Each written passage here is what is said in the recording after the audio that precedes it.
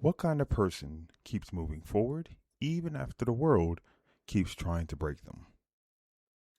Welcome to the Coachman. And for today's story, we're going to be heading back to the early 1900s into the Philippines.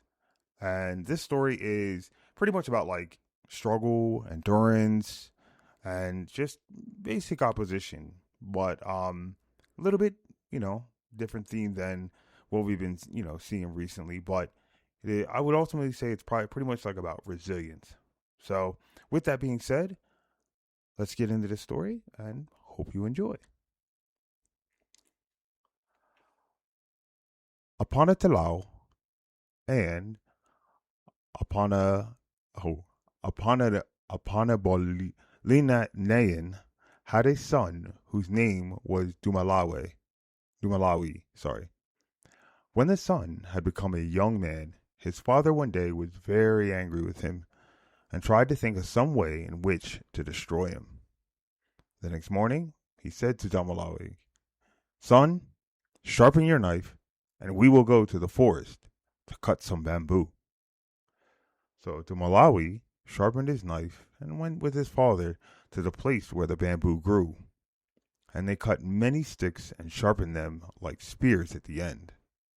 The Malawi wondered why they made them thus, but when they had finished, Aponatalao said, "Now, son, you throw them at me, so that we can see which is the braver."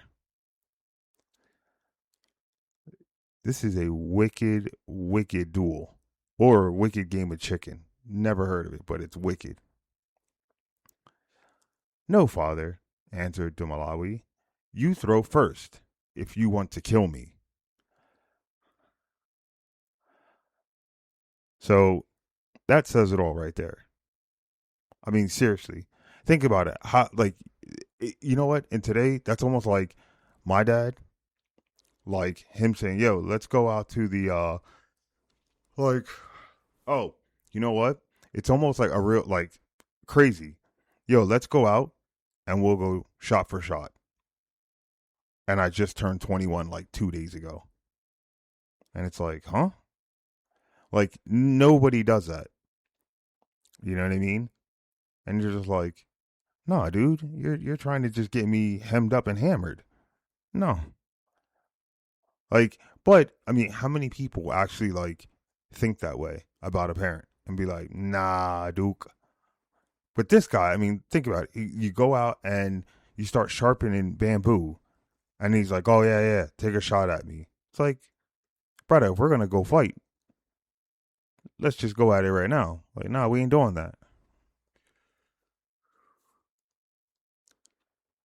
which is crazy.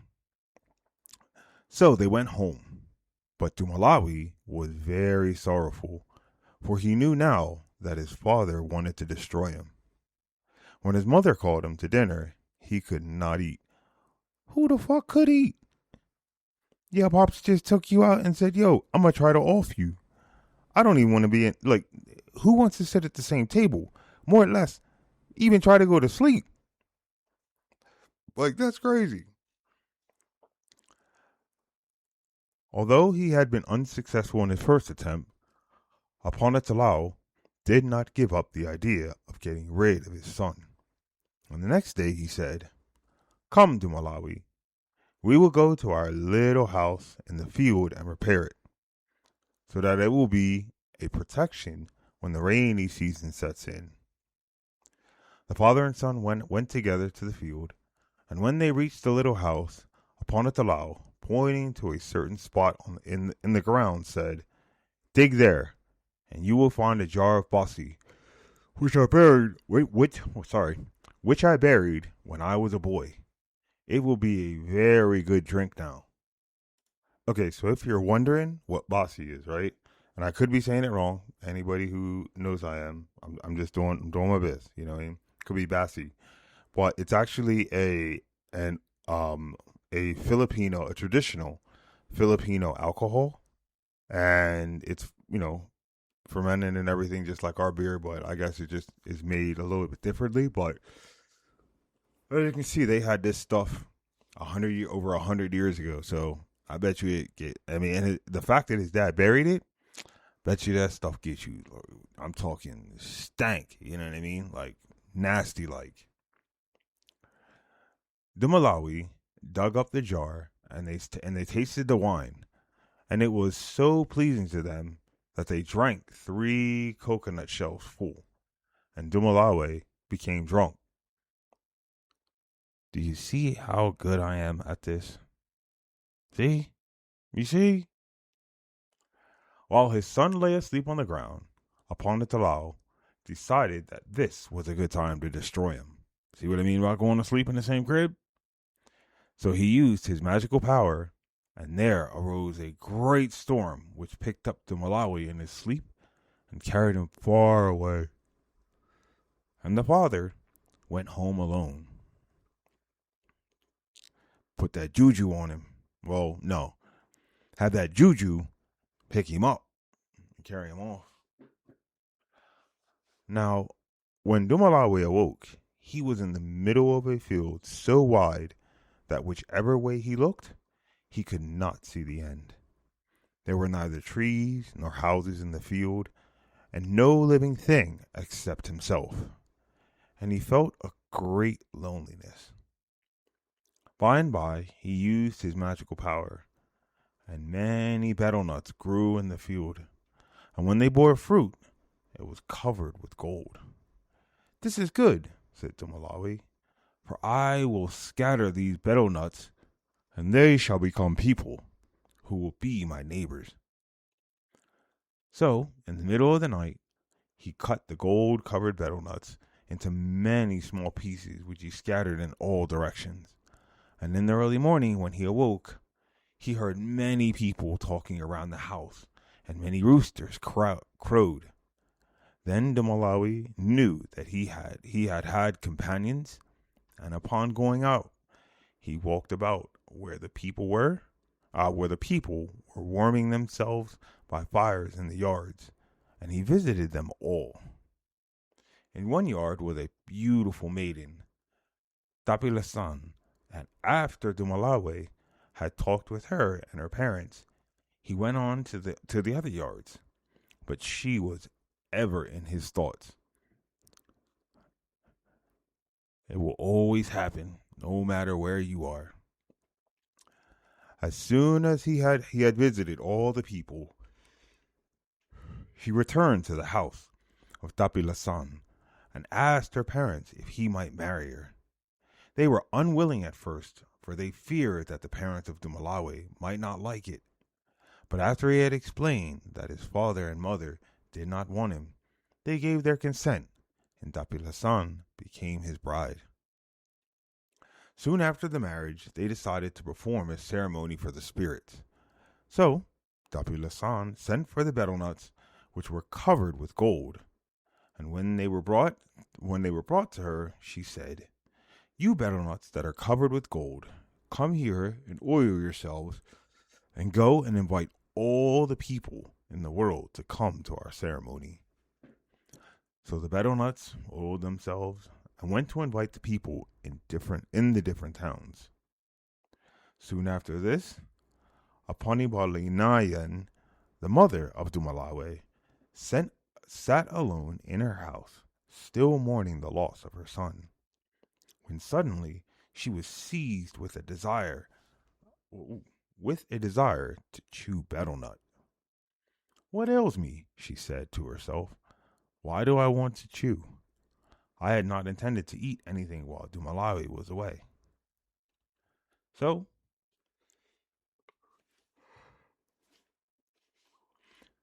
saying, she took her basket that hung on the wall and saw in it a betel nut covered with gold.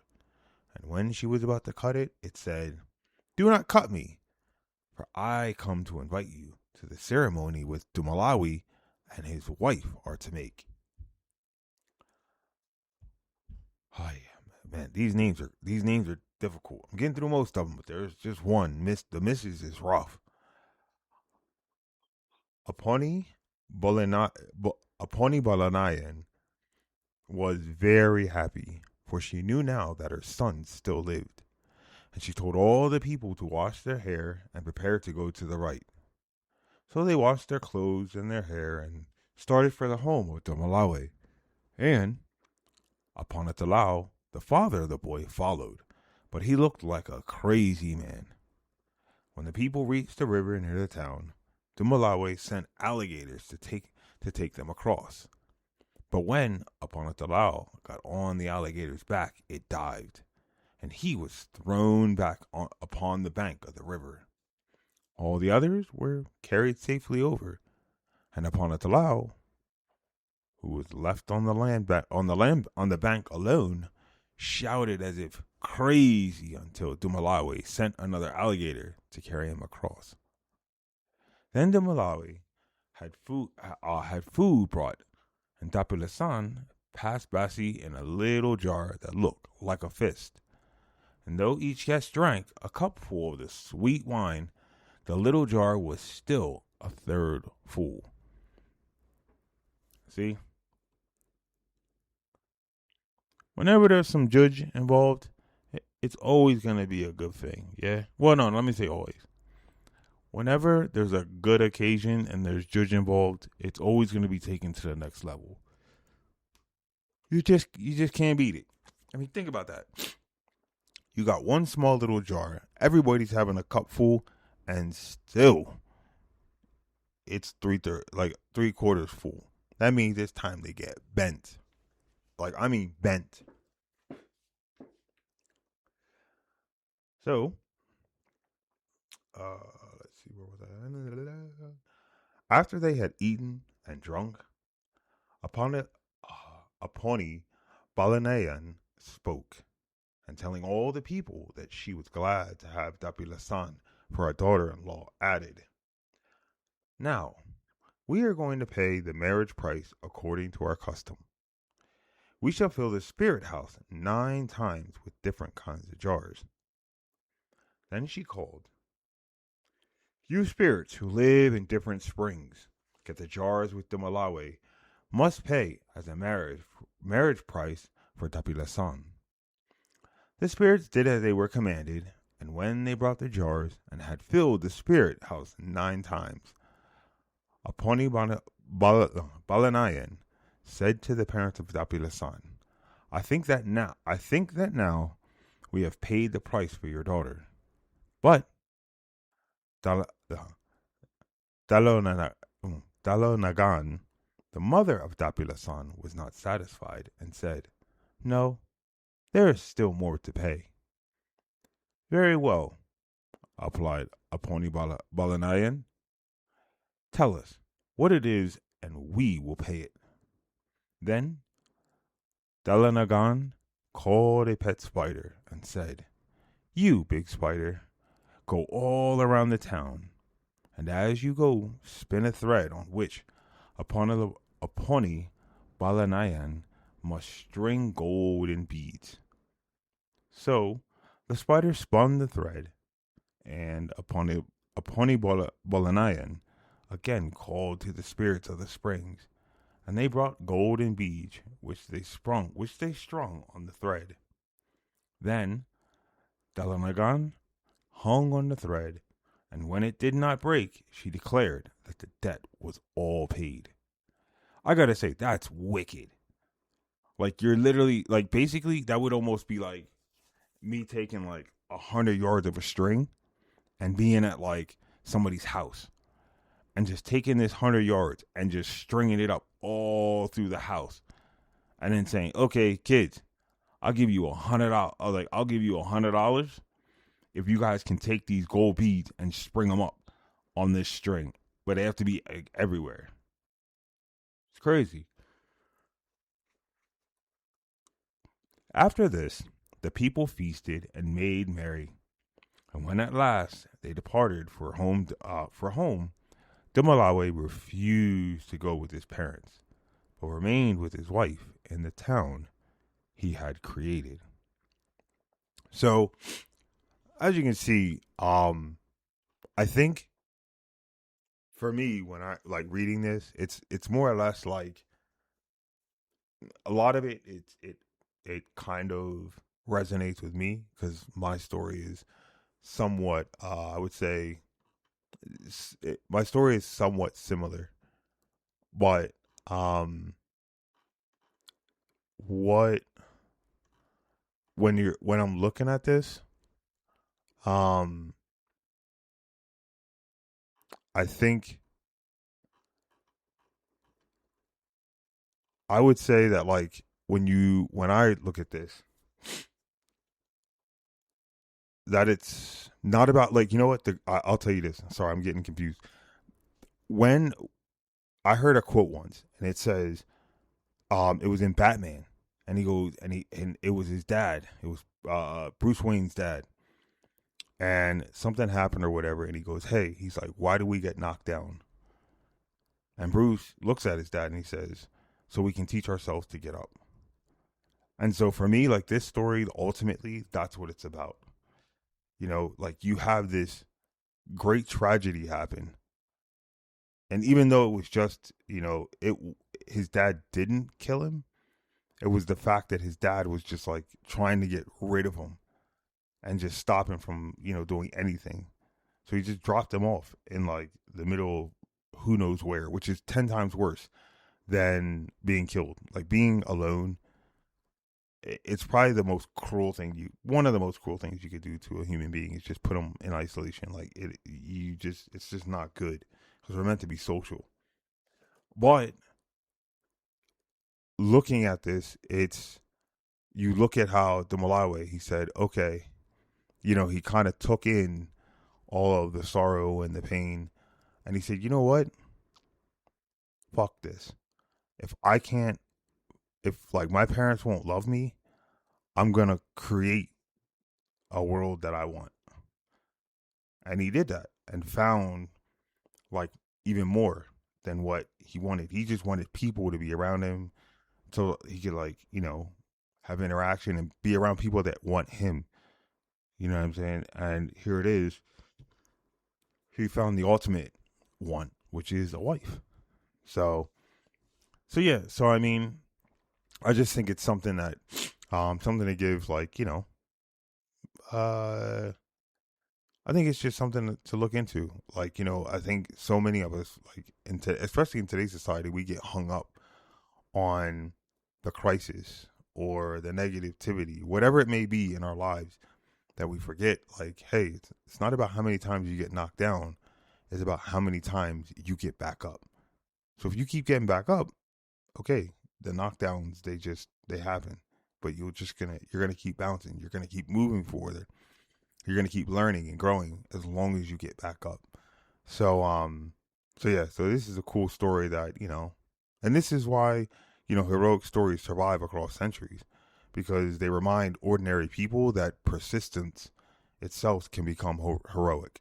Like it just lets us know that hey, you keep moving, you'll end up somewhere. You know, it's almost like that saying, "Hey, what is it? Reach for the sky because you might end up, you know, even like reach for the skies because even if you don't make it, you'll end up like among the stars or something like that." Sorry, that quote I just totally butchered. Or it's like reach for the stars because if you don't make it, you'll at least be in the sky or something like that. I don't know. I killed that quote. Normally I'm pretty good with these, but I just butchered them. But I'm sure you get what I mean. So hopefully you enjoyed, you know, today's story.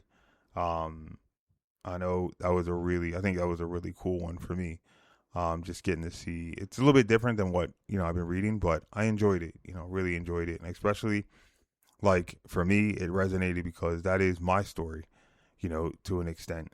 And, or not that like, you know, my father tried to kill me. He didn't. Honestly, he's a good dude. Like he's actually, we've had our troubles, but he never like tried to get rid of me or anything like that.